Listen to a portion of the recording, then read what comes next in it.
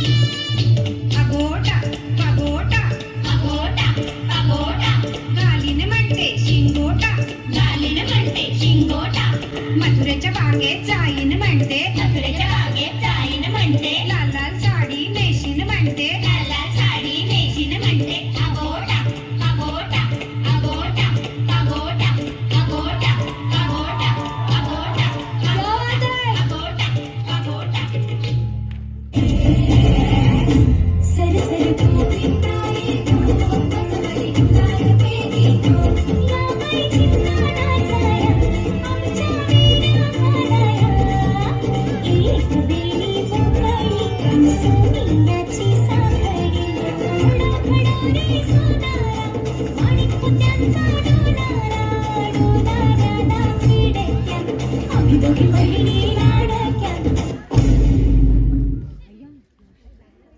अगं काय झालं?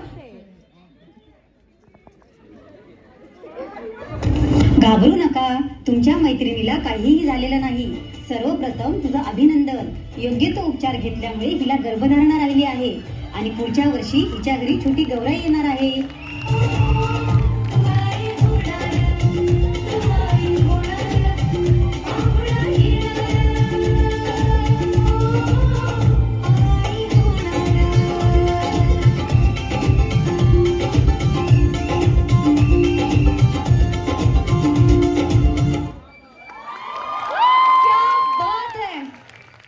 जोरदार टाळ्या झाल्या पाहिजेत या ग्रुपसाठी, कारण अतिशय सुंदर सादरीकरण, अतिशय उत्तम फ्लेक्झिबिलिटी. आणि मगाशी एका क्षणासाठी आम्ही सुद्धा घाबरलो काय झालं अचानक, बट काय ऍक्टिंग केली तो तुम्ही सगळ्यांनी, कमाल.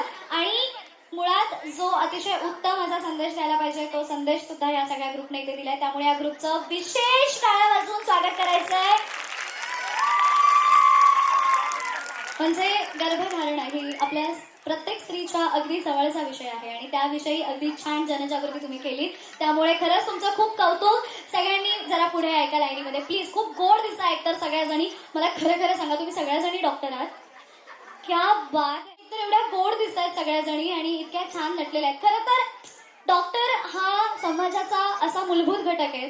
त्यांना आपण असं छान कधी एवढं एन्जॉय करताना बघितलेलं नाहीये. पण डॉक्टर पद्मा हा जो ग्रुप आहे हा त्याला एक काय म्हणतात, त्याला एक वेगळाच ग्रुप आहे की त्याने प्रत्येक वेळेला स्वतःला असं साकार केलं, असं पुढे प्रेझेंट केलेलं आहे. आपल्या धावपळीतून स्वतःसाठी वेळ काढून तुम्ही एक खूप छान कॉन्सेप्ट समाजामध्ये रुजवताय. त्यामुळे या ग्रुपसाठी विशेष करून जोरदार टाळ्या झाल्या पाहिजेत. मी इंदुजा मॅम आणि त्याचबरोबर विद्या मॅम यांना विनंती करते की त्यांनी या ग्रुपमधील सगळ्या महिलांना सन्मानपत्र इथे द्यायचं. एकदा जोरदार टाळ्या. थँक्यू.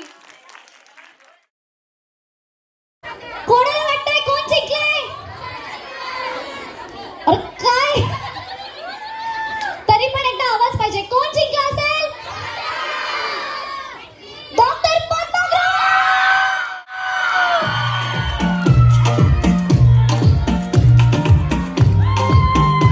दिशा पहिला मंच.